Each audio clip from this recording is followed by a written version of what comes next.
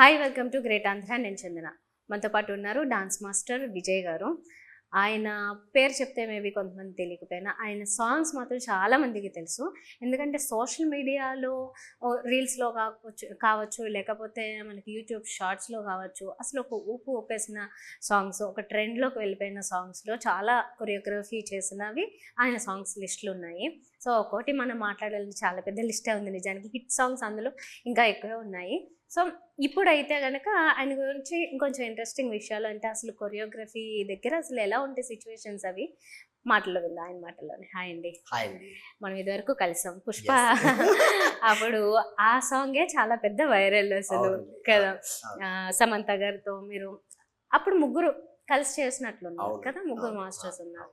ఇప్పుడు మళ్ళీ పుష్ప 2కి కూడా మీకు అవకాశం రావడం నిజానికి అదృష్టమే కదా. అది నిజంగా ఐ థింక్ నేను చాలా అదృష్టం చేసుకున్నాను అనుకుంటా.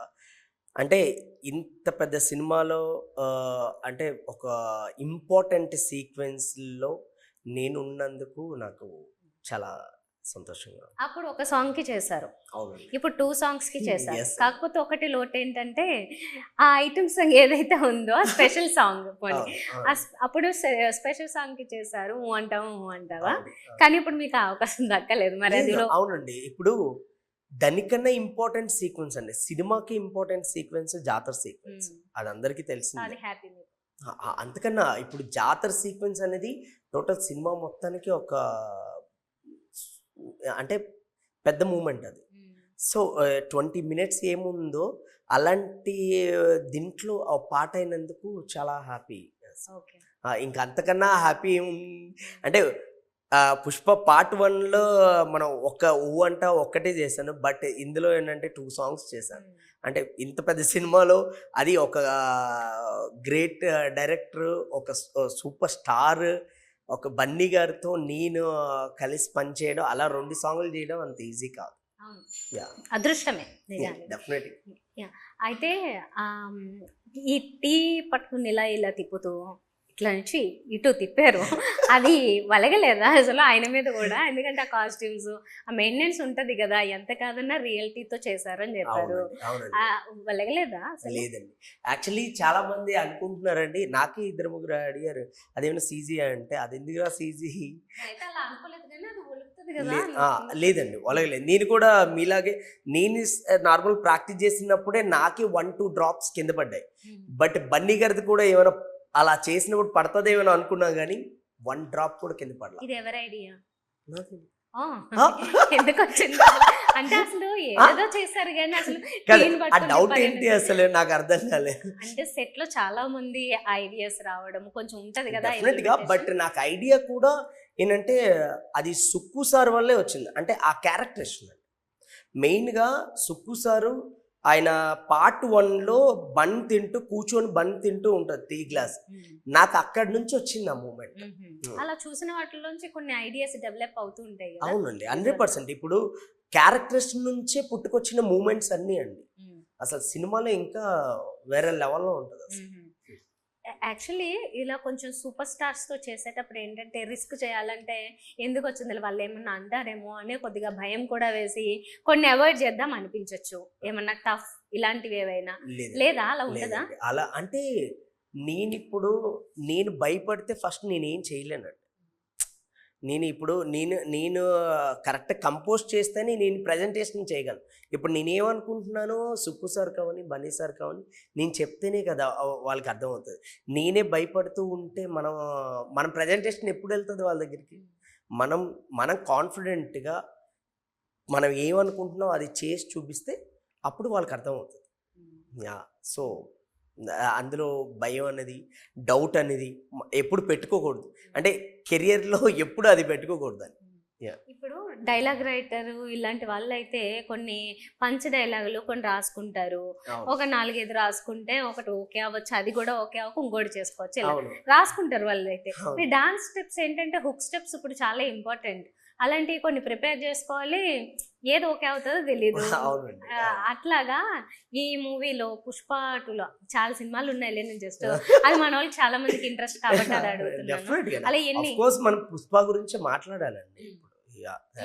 ఎన్ని క్యాన్సిల్ చేశారు, ఎన్ని ఓకే చేశారు, ఎన్ని హుక్ స్టెప్స్ ఉండబోతున్నాయి? అంటే చాలా హుక్ స్టెప్స్ ఉన్నాయండి. చాలా హుక్ స్టెప్స్లో ఇప్పుడు ఈ 3 కాకుండా ఇంకా సాంగ్లో ఇంకా ఉన్నాయండి. అందులో ఒకటి అంటే అదిరిపోయే ఒక సీక్వెన్స్ ఉంది.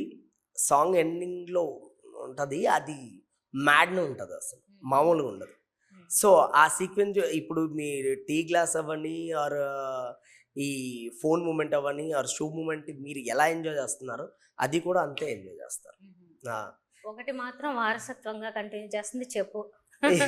అక్కడ సాంగ్ లో శ్రీవల్లి దాంట్లో చెప్పు ఇడ్చుకుంటూ అది ఊడిపోద్ది వేసుకుంటారు, ఇక్కడేమో కావాలని వదిలేస్తారు మళ్ళీ వేసుకుంటారు. నువ్వు కావాలని కూడా వదలరండి. ఆయన మూమెంట్ చేస్తే ఏంటంటే అలా పడిపోద్ది, దాన్ని చూసి మళ్ళీ షూ వేసుకొని అప్పుడు మళ్ళీ చేస్తారు. అది ఎలా క్రియేట్ అయింది ఆ సీన్? అంటే నాకు లేదండి, నేను కంపోజ్ చేస్తున్నప్పుడు చాలా మూమెంట్స్ కంపోజ్ చేసాం. అంటే చాలా కంపోజ్ చేసినప్పుడు సడన్గా ఏంటంటే ఫస్ట్ ఫోన్ మూమెంటే కంపోజ్ చేసామండి. ఫస్ట్ ఫోన్ మూమెంట్ కంపోజ్ చేసినప్పుడు అసలు అసిస్టెంట్స్ డాన్సర్లు వీళ్ళందరూ మాస్టర్ అదిరిపోయింది మాస్టర్ అని ఇక్కడ మా ఇన్స్టిట్యూట్లో గోల పెట్టేశారు. సో చాలా బాగా అనిపించిందండి. సో తర్వాత ఎందుకో చేస్తూ చేస్తూ సడన్గా షూ అలా వదిలేసాం.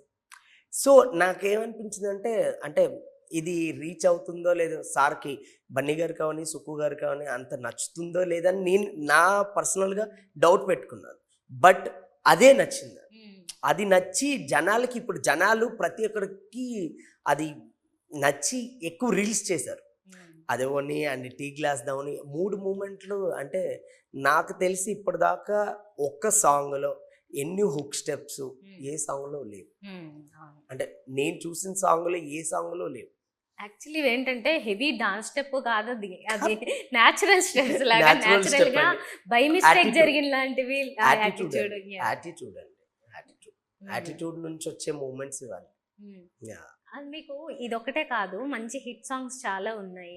అసలు నాది నక్లెస్ గొలుసు నుంచి మొదలు పెడితే బోల్డ్ అని హిట్ సాంగ్స్ వచ్చాయి కదా. టర్నింగ్ పాయింట్ ఎక్కడ అనుకుంటున్నారు మీరు? నాకు టర్నింగ్ పాయింట్ అంటే ఫస్ట్ నక్లెస్ గొలుసు చేసిన తర్వాత చిన్న చిన్న సినిమాలు చేసినప్పుడు నాకు ఫస్ట్ ఊవంటవే. ఊవంటవ నుంచే నేను నెక్స్ట్ లెవెల్కి వెళ్ళాను. దాని తర్వాత ఇంకా ఇంకా చేసుకుంటూ వచ్చాను. అప్పటి నుంచి బాగా బిజీ అయిపోయారా? దేవుడు యూజువల్గా ఒక్కొక్కరిది ఒక్కొక్క టైం పీరియడ్, ఇంతకాలం మన లైఫ్ ఇంత ఉంటుంది, ఆ తర్వాత మనం బిజినెస్ చేసుకోవాలి లేకపోతే ఇంకోటి చూసుకోవాలి, ఇలాగా అందరికీ ఒక లిమిట్ ఉంటుంది. యాక్టర్స్కైనా యాంకర్స్కైనా మీకైనా ఎవరికైనా. డాన్స్ మాస్టర్స్కి అలాగా చాలా పెద్ద సీనియర్స్ చూస్తున్నాను నేను, మీకు ఎలా ఉంటుందా అసలు? ఎవరికైనా ఒక దగ్గర ఎండ్ అవ్వాల్సిందండి. మన లైఫ్లే మనకి ఎండ్ అయిపోతాయి, మన కెరియర్లే ఉంది. ఉన్నప్పుడే చక్క పెట్టుకోవాలి అయితే అంతే. ఉన్న దగ్గర మనం కరెక్ట్గా ఉండేటప్పుడే కరెక్ట్ చేసుకోవాలి. మనం దాన్ని ఎక్కువగా వేరేలాగా వాడుకుంటే వేరేలాగా. డాన్స్ మాస్టర్ అనగానే చాలా మందికి ఈ మధ్య వచ్చిన ఇష్యూ వల్ల అంతా జానీ మాస్టర్ గుర్తొస్తున్నారు. యాక్చువల్లీ మీరు కలిసి ఏమన్నా పని చేశారు ఆయనతో? నేను చేస్తానండి. నేను డాన్సర్గా చేశాను అప్పుడప్పుడు స్టార్టింగ్లో. ఓకే. అసలు ఆ ఇష్యూ మొదలైందే పుష్ప 2 సెట్స్ నుంచి అని చాలా రూమర్స్ బయట వచ్చాయి. అసలు ఏది నిజం, ఏమన్నా కొంచెం క్లారిటీ ఇస్తారు? మీరు నాకు తెలిసి మీరు తప్పించుకుంటారు, ఏం చెప్పరు? లేదు అలా కాదండి, నాకేమైనా తెలిస్తే నేను చెప్తాను. నాకేం తెలియకుండా నేనేం చెప్తే ఏముంటుంది చెప్పండి. మీ సెట్స్ లోనే ఎన్నో టాక్స్ ఉంటాయి కదా. ఏముంది, మా సెట్స్ లో వరకు అయితే ఏమీ లేదండి. సెట్స్ లో వరకు అయితే నాకు తెలిసేంత వరకు ఏం నాకు తెలియదు. మీ స్టాండ్ ఎటువైపు అది చెప్పండి కొన్ని. మీ స్టాండ్ ఎటు? అలా లేదండి, నాకు ఇప్పుడు న్యాయం ఎటు ఉంటే అటే అండి. నాకు ఇటు ఉండాలని కాదు, ఇటు ఉండాలని కాదు, ఏదని న్యాయం అండి. ఇప్పుడు పెద్దవాళ్ళు ఉంటారు, వాళ్ళు నిర్ణయిస్తారండి. మనం ఎవరిని జడ్జ్ చేయాల్సిన అవసరం లేదు. పెద్దవాళ్ళు ఉన్నారు, వాళ్ళు నిర్ణయిస్తారు. మన ఎవరు వీళ్ళు కరెక్ట్ అని కాదు, వాళ్ళు కరెక్ట్ అని కాదు, ఇంకోరు కరెక్ట్ అని కాదు. పెద్దవాళ్ళు ఉన్నారు, వాళ్ళు నిర్ణయిస్తారు. కాలం నిర్ణయిస్తుందండి. డిప్లొమాటిక్ గా నేర్చుకున్నారు మీరైతే. అంతే కదండి. ఇప్పుడు కాలం అనేది నిర్ణయిస్తుంది, ఎవరిని కర్మ అనేది. మీరంతా బిజీగా ఇవన్నీ చేస్తూ ఉండాలి మూవీస్లో, అందులోనూ ఇప్పుడు కొంచెం బాగానే ఎక్కువ చేస్తున్నారు కదా. స్టూడియోలో ఎప్పుడు టైం గడుపుతారు డాన్స్ స్టూడియో స్టూడియో?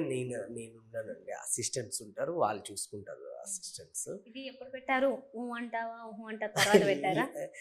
దాని తర్వాత మొన్న రీసెంట్గా ఒక 2 years అయిందండి. అంతే. అంతే 2 years అయింది. పుష్ప 2 లేట్ అయిపోతుంది. దాని గురించి మీకు ఏమన్నా కొంచెం వస్తే బాగుంది తొందరగా నా ఫీలింగ్ వస్తుంది కదండి December 5th. ఇప్పుడు వస్తుంది అంటే Yeah. ఇన్ని రోజుల నుంచి అదే టాక్ కదా, లేట్ అంటే అయింది లేట్ అయింది. డెఫినెట్గా బెస్ట్ ఇవ్వాలంటే కొంచెం లేట్ అవుతుంది కదండి. బెస్ట్ కోసం ప్రయత్నాలన్నీ బెస్ట్ అండి లైఫ్లో. అంటే కొన్ని సంవత్సరాలు మాట్లాడుకునేలాగా ఉండిపోద్దండి అది. అంటే సినిమా అయితే నెక్స్ట్ లెవెల్లో ఉంటుంది, అందులో డౌటే లేదు.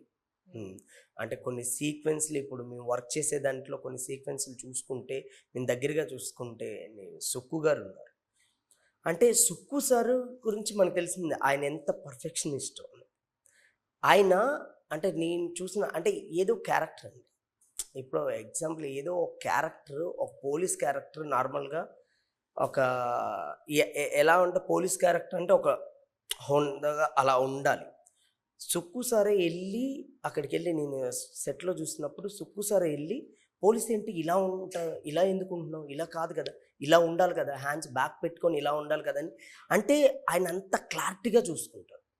అంటే అలాగే ఇంకొక సీక్వెన్స్లో ఏంటంటే నార్మల్గా ఇప్పుడు సిల్అవుట్ అంటే వెనక బ్యాక్ సైడ్ మనిషే కనిపించరు, బ్యాక్ సైడ్ మనుషులే కనిపించరు. కానీ సిల్అవుట్లో ఇప్పుడు నార్మల్ పోలీస్కి ఎలా ఉంటుందండి, మనకి హెయిర్ ఇక్కడ కొంచెం ఈ ట్రిమ్ చేసేసి ఎయిర్ ఉంటుంది.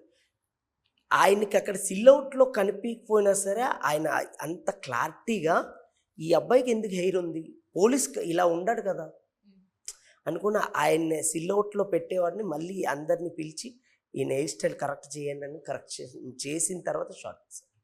అంటే ప్రతిదీ అంత డీటెయిల్గా తీసుకుంటారు ఆయన. ఇంత డీటెయిల్గా తీసుకున్నా మనకి ఇక్కడ సోషల్ మీడియాలో మాత్రం మిస్టేక్స్ చూడండి అని ఎక్కడ లేనివన్నీ పట్టుకొస్తారు కదా. డెఫినెట్గా అండి. అంటే తీసుకున్నా ఇప్పుడు ఎంత వరకు ప్రయత్నించాలో అంతవరకు ప్రయత్నిస్తారండి.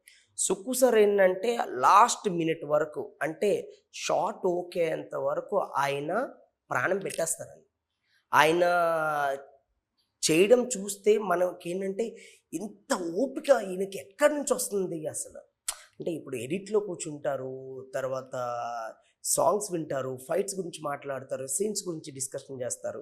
ఎంత చేసి కూడా ఆయన ఓపికగా మళ్ళీ షార్ట్ ఓకే అంత వరకు ఆయన అలా కూర్చొని ఆయనకి ఏం కావాలో దాని గురించి చూసుకునే వరకు అక్కడే చేస్తారు. అంటే అంత ఈజీ కాదు. ఎన్ని రోజులు ఉన్నారు మీరు సెట్స్లో?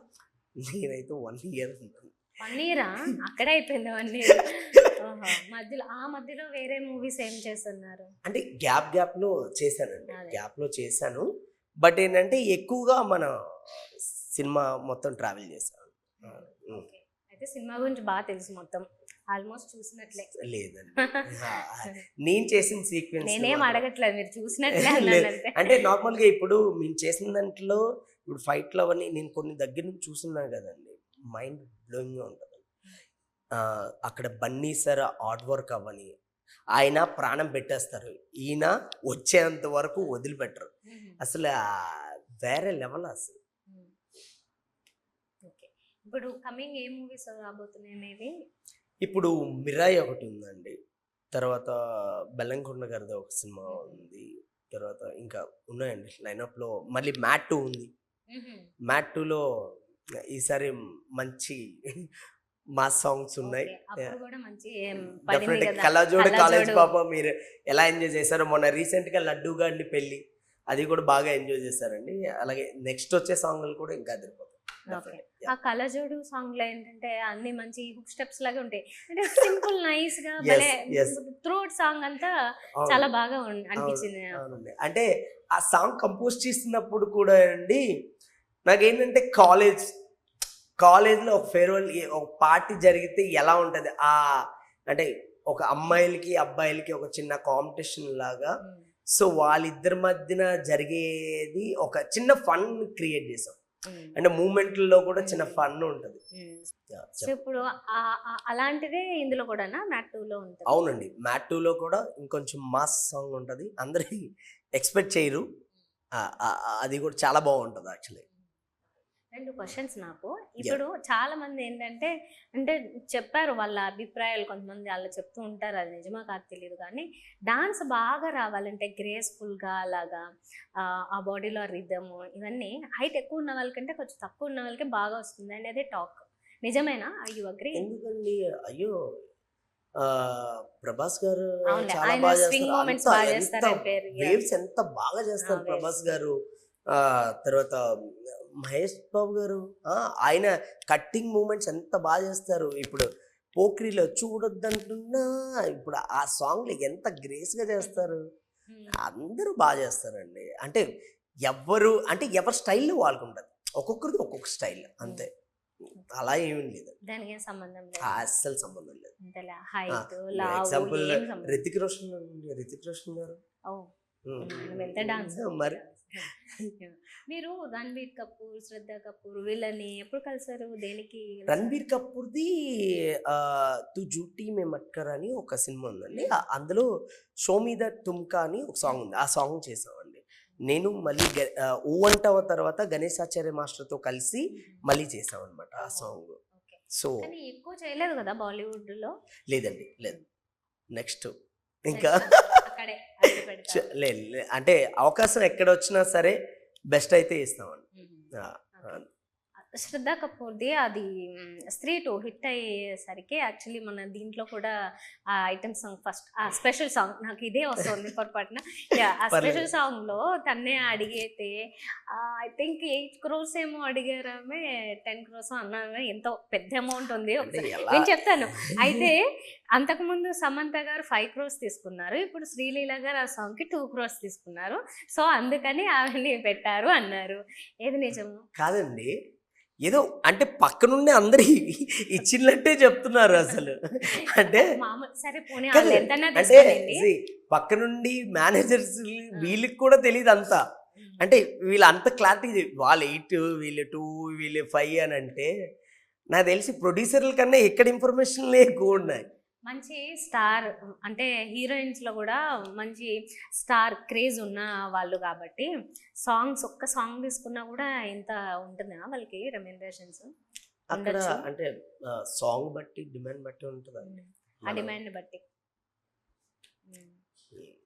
అంటే ఇప్పుడు నేనేమన్నానంటే, ఇప్పుడు హిందీ వాళ్ళు లేకపోతే ఇంకొకరు కాకుండా మన తెలుగు వాళ్ళని, మన తెలుగు అమ్మాయిని ఎంకరేజ్ చేసి, మన తెలుగు అమ్మాయిని అంత సూపర్ టాలెంటెడ్ మంచి డాన్సర్ అమ్మాయి. సో శ్రీలీల గారిని పిక్ చేస్తున్నందుకు ఎంత హ్యాపీగా ఫీల్ అవ్వాలి. ఎక్కడి నుంచో మనం ఎందుకు మళ్ళీ తీసుకోవాలి, మన వాళ్ళు ఉన్నారు. అప్పుడు సమంత గారు చేయడము చాలా హ్యాపీ, చాలా మందికి అందరికి బాగా నచ్చింది. ఇప్పుడు శ్రీలీల గారు అంతే అంతే, మన తెలుగు వాళ్ళు మన వాళ్ళు చేస్తే ఇంకా హ్యాపీ కదా. ఓకే, మీ రెమ్యూనరేషన్స్ ఏంటి? లేదు లేదండి, అంటే లేదండి, అంటే రెమ్యూనరేషన్ ఏముందండి, డెఫినెట్గా సాంగ్ తగినట్టు తీసుకుంటాం. బట్ మనం హ్యాపీ, మనం ఏ కంపెనీలో 100%. ఓకే. ఇన్ ఫ్యూచర్ ప్లాన్స్ ఏంటండి ఫైనల్గా? ఫ్యూచర్ ప్లాన్స్ ఏముందండి, ఇంకా బెస్ట్ సాంగ్స్ చేయాలి. ఇంకా ఇప్పుడు చిరంజీవి గారితో వర్క్ చేయాలి, అది డ్రీమ్ ప్రాజెక్ట్. డ్రీమ్.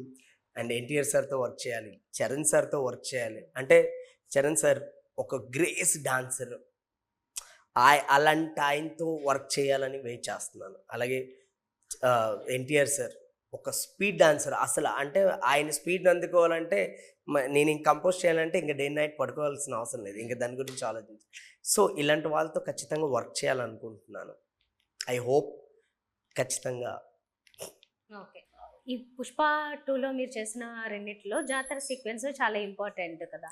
అందులో ఇంపార్టెంట్ సీక్వెన్స్ ఇది చాలా బాగుంటుంది అని మీకు అనిపించినది ఏంటి? అంటే ఒక్కటి చెప్పాలంటే అండి, కొన్ని జాతర సీక్వెన్స్లో పూనకలే అండి, మనం తెలియకుండా ఒక ట్రాన్స్లోకి వెళ్ళిపోతాం. పూనకలే అది. అంటే ఇప్పుడు బన్నీ గారు ఉన్నారు, బన్నీ గారిలో ప్రతి అణువు ఆయన బాడీ మూమెంట్ ఉంటుంది. అంటే ఆయన ఫింగర్స్ అవన్నీ, ఆయన షోల్డర్స్ అవని, అండ్ ఆయన లెగ్ మూమెంట్ అవన్నీ, అంటే ప్రతి మూమెంట్ కూడా ఆయన యాక్ట్ చేసినప్పుడు ప్రతి మూమెంట్ కూడా కదులుతుంది. సో అలా ఒకటి చిన్న డౌట్, ఇప్పుడు Yeah. ఫస్ట్ దాంట్లో అయినా ఇట్లా భుజం పెట్టుకునే ఉంటుంది అవునండి కదా. ఇది అదే కంటిన్యూ అవుతూ ఉంటది, అందులో డాన్స్ కూడా ఉంటది. అదే అంటున్నానండి. ఇప్పుడు ప్రాక్టీస్ చేసినప్పుడు ఇలా పెట్టుకోవాలంటేనే చాలా కష్టం. అలాంటిది ఆయన త్రోట్ సినిమా మొత్తం, ఇప్పుడు జాతర సీక్వెన్స్ ఒక 20 మినిట్స్ అనుకుంది. ఆ సీక్వెన్స్లోనే 3 మంత్స్ వరకు షూట్ చేశాం. ప్రతిరోజు ఆయన షోల్డర్ పెట్టుకొని చేయడం అనేది అంత ఈజీ కాదు. అలాంటిది ఇప్పుడు మీరు ఎగ్జాంపుల్ ఇలా పెట్టుకొని ఉన్నారంటే నాకు తెలిసి 5 మినిట్స్లోనే మనకి ఇది పెయిన్ వస్తుంది. అలాంటిది ఆయన సినిమా మొత్తం త్రోట్ సినిమా మొత్తం ఆయన అలా పెట్టుకొని అది చేయడం, అండ్ జాతర సీక్వెన్స్లో అంటే ప్రతిదీ ఇప్పుడు చెప్తున్నాం కదా, ఫింగర్స్ అవ్వని లేకపోతే ఐస్తో అవని, ఆయన కొన్ని మూమెంట్స్ చేశారండి. అది మ్యాడ్ ఉంటుంది అసలు. పూర్ణకాలే వచ్చేస్తాయి, అంటే దీంతో కూడా చెయ్యొచ్చా అనేలాగా ఉంటుంది. మీరు కంపోజ్ చేసేటప్పుడు కూడా ఆ భుజాన్ని అలా పెట్టి ఏమేమి స్టెప్లు చేసి అయ్యే ప్రతిదీ అండి, ప్రతిదీ. ఇప్పుడు మేము కంపోజ్ చేసినప్పుడు కూడా అదే అంటున్నాను, అది చాలా కష్టం. మనం ఒక అరగంటకే చాలా కష్టం అవుతుంది. అలాంటిది ఆయన సినిమా మొత్తం అది నిజంగా గ్రేట్ అసలు. మధ్య మధ్యలో ఫ్లోలో మిస్ అయినా అయిపోతుంది కదా ఆ భుజం, డౌన్ అదేండి, ఆ మిస్ అయిపోయినా సరే మా సార్ ఉన్నారుగా సుక్కు సార్, అది పోకుండా చూసుకుంటారు. అంటే ఆయన క్యారెక్టర్స్ వదలరండి, ఆయన డీటెయిల్స్, హెయిర్ అవ్వని ఆ చిన్న చిన్న డీటెయిల్స్ ఆయన వదలరు.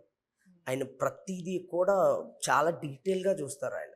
అండ్ అది ఓన్లీ నాకు చెప్తున్నా ఒకటేంటంటే, బిఫోర్ మన పుష్ప 1 అవని, ఆఫ్టర్ 2.0 సుకుమార్ గారిని చూస్తారు. అంటే ఆయన విజన్ కానీ ఆయన క్రియేట్ చేసిన ప్రపంచం కానీ వేరే లెవెల్లో ఉంటుంది. అదే ఇంత బెస్ట్ అంటే ఇలాంటి సినిమాల్లో ఇప్పుడు నేను అవని, కొన్ని టెక్నీషియన్స్ అవని, ఇంత పెద్ద సినిమాలో ఇలాంటి పాట అయినందుకు చాలా హ్యాపీ. చాలా మంది కమెంట్స్ పెడుతున్నారు 1000 crores మూవీ అని, అంటే కలెక్ట్ చేస్తుంది అలా ఈజీగా. ఐ హోప్ అవ్వాలి. మన తెలుగు సినిమా అంటే ప్రౌడ్గా ఫీల్ అవ్వాలి, ఆ స్టేజ్ తీసుకెళ్లాలని కోరుకుంటున్నాను. ఆల్ ది బెస్ట్ అండి. Thank you so much.